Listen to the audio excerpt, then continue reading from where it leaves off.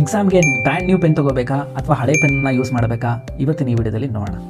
So ಹೊಸ pen ತೊಗೊಳೋದ್ರಿಂದ ಏನೇನೆಲ್ಲ problems ಆಗುತ್ತೆ ಅಂತ ಹೇಳ್ತೀನಿ. ಹೊಸ ಪೆನ್ನಲ್ಲಿ ನಿಮಗೆ ಆ ನಿಬ್ ಇರುತ್ತೆ ನೋಡಿ, ಆ ಟಿಪ್ಪಲ್ಲಿ ಒಂದು ಬಾಲ್ ಅಂತ ಇರುತ್ತೆ. ಆ ಬಾಲ್ ತುಂಬ ರಿಜಿಡ್ ಆಗಿರುತ್ತೆ ಹೊಸ ಪೆನ್ನಲ್ಲಿ. ಸೊ ಈಸಿಯಾಗಿ ನಿಮಗೆ ನ್ಯಾವಿಗೇಟ್ ಅಥವಾ ಸ್ಮೂತಾಗಿ ಬರೆಯೋದು ಕಷ್ಟ. ಸೊ ಹೊಸ ಪೆನ್ನಲ್ಲಿ ನಿಮಗೆ ಪ್ರೆಷರ್ ಅಪ್ಲೈ ಮಾಡಬೇಕಾಗುತ್ತೆ, ಯಾಕಂದರೆ ಫ್ಲೋ ಇರಲ್ಲ. ಸೊ ಇಂಕ್ ಡಿಸ್ಟ್ರಿಬ್ಯೂಷನ್ ಪ್ರಾಪರ್ ಇರೋಲ್ಲ. ಹಾಗಾಗಿ ನೀವು ತುಂಬ ಪ್ರೆಷರ್ ಅಪ್ಲೈ ಮಾಡುವಾಗ ನಿಮಗೆ ಏನೋ ಒಂಥರ ಅನ್ಕಂಫರ್ಟಬಲ್ ಆಗುತ್ತೆ. ಅದರಿಂದ ನಿಮಗೆ ಆನ್ಸರ್ಗಳು ಮರ್ತೋಗೋ ಚಾನ್ಸಸ್ ಇರುತ್ತೆ, ಟೆನ್ಷನ್ ಆಗುತ್ತೆ. ಸೊ ಈ ಎಲ್ಲ ಕಾರಣದಿಂದ ನೀವು ಎಕ್ಸಾಮನ್ನು ಎಷ್ಟೋ ಮಾರ್ಕ್ಸನ್ನು ಕಳ್ಕೊಳ್ಳೋದು ಒಂದು ದಾರಿ ಆಗುತ್ತೆ. ಹಾಗಾಗಿ ಹಳೆ ಪೆನ್ನನ್ನು ಯೂಸ್ ಮಾಡೋದ್ರಿಂದ ಏನು ಬೆನಿಫಿಟ್ ಅಂತ ಈಗ ಹೇಳ್ತೀನಿ, ಕೇಳಿಸ್ಕೊಳ್ಳಿ. ಯೂಸ್ಡ್ ಪೆನ್ ಅಂದರೆ ನೀವು ಆಲ್ರೆಡಿ ಎಕ್ಸಾಮ್ಗಿಂತ ಮುಂಚೆನೇ ಒಂದು 5-6 ಪೆನ್ಗಳನ್ನು ಬರೆದು ಪ್ರಾಕ್ಟೀಸ್ ಮಾಡಿರಿ. ಆಗ ನಿಮಗೆ ಈಸಿಯಾಗಿ ಗ್ರಿಪ್ ಸಿಗುತ್ತೆ.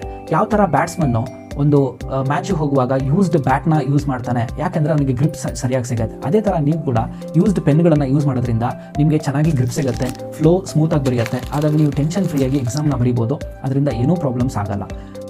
ಸೊ ಇದರಿಂದ ನಿಮ್ಮ ಥಾಟ್ ಪ್ರಾಸೆಸ್ಸಿಗೂ ಮತ್ತು ನಿಮ್ಮ ಹ್ಯಾಂಡ್ ರೈಟಿಂಗಿಗೂ ಸಿಂಕ್ ಸಿಗುತ್ತೆ. ಸೊ ವಿತಿನ್ ಟೈಮ್ ಫ್ರೇಮ್ ನೀವು ಎಕ್ಸಾಮ್ನ ಮುಗಿಸ್ಬೋದು ಬೇಗ ಬರೆದು.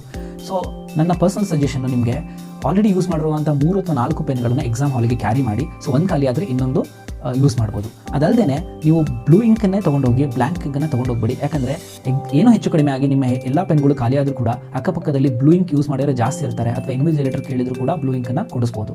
ಸೊ ಕೊನೆಯದಾಗ ಒಂದು ಮಾತು ಹೇಳ್ತೀನಿ, ನೀವು ಎಕ್ಸಾಮ್ ಬರೀತಿರುವಂಥದ್ದು, ಎಕ್ಸಾಮ್ ಅನ್ನೋಂಥದ್ದು ನಿಮ್ಮ ಪ್ರಿಪ್ರೇಷನ್ನ ಟೆಸ್ಟ್ ಮಾಡುತ್ತೆ ಹೊರತು ನೀವು ಯಾವ ಬ್ರ್ಯಾಂಡ್ ಅಥವಾ ಯಾವ ಅಂಗಡಿಯಿಂದ ತಂದಿದ್ದೀರ ಅಂತ ಟೆಸ್ಟ್ ಮಾಡಲ್ಲ. So with this key note I wish you all the best for exam.